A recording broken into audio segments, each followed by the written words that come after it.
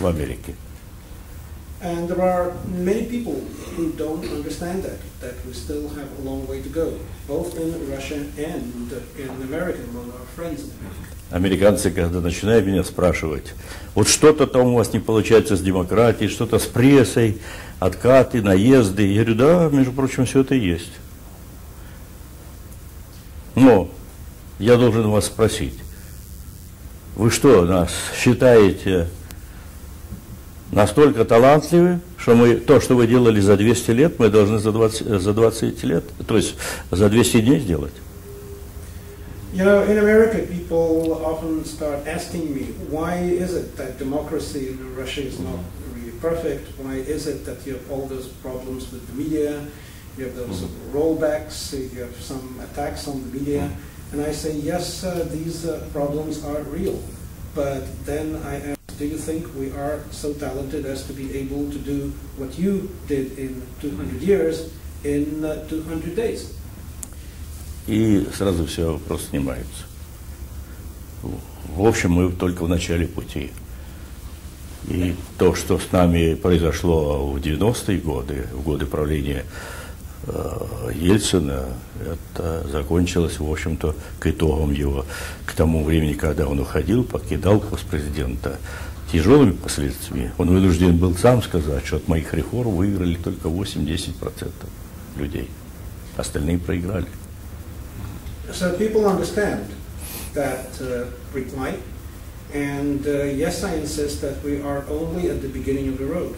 The 1990s were a very difficult period, the Yeltsin years. When Yeltsin was stepping down, he had to recognize that his reforms benefited only 8 to 10% of people, and the rest were the losers in this process.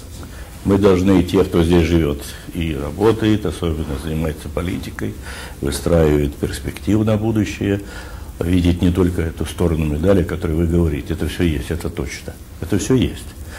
Но другая сторона медали, мы только еще оказались, вышли на уровень 90-го года, это трудный последний год, предпоследний год перестройки, очень трудный, и только сейчас достигли мы его.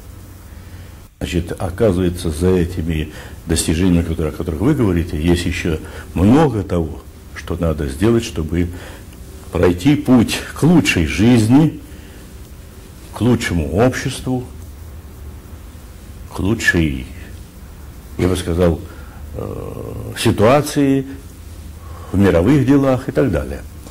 Вот это надо иметь в виду.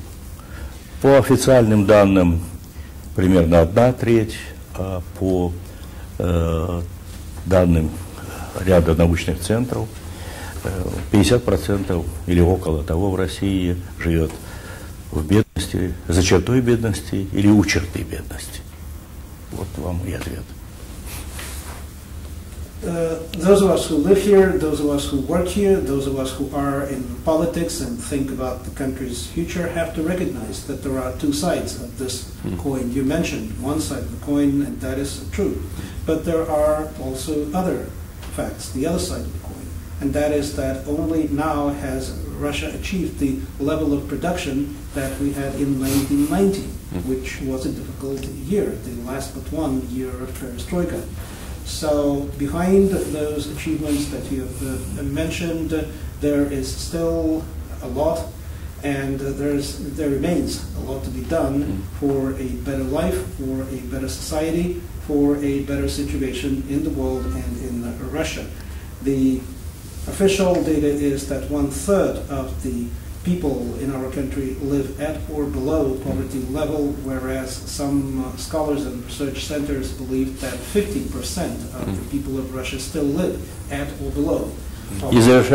И завершая, хочу сказать, теперь есть концепция, мы называем это политический курс Путина, который поддерживает последние буквально вот неделю, 10 дней назад опросы, причем не только наши опросы, показывают, что 80% поддерживают Путина, его идеи о том, какими путями идти к обустройству страны. Сделать это Россию хорошим местом для проживания людей.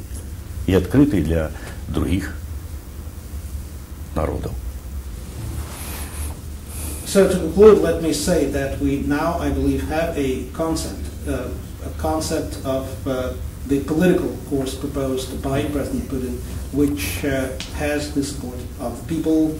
Recent polls, not only our polls, recent polls indicate that 80% of the people of Russia support President Putin's concept of how to develop Russia, how to make Russia a good country for its people and a country that is open to the world, to other nations. The worrisome thing is the direction of change in the country.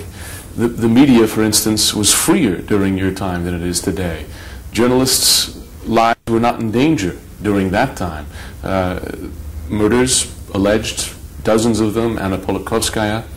And we see the way the opposition is treated today as well. We went to a protest by the other Russia, Kasparov, etc., the other day, and there were almost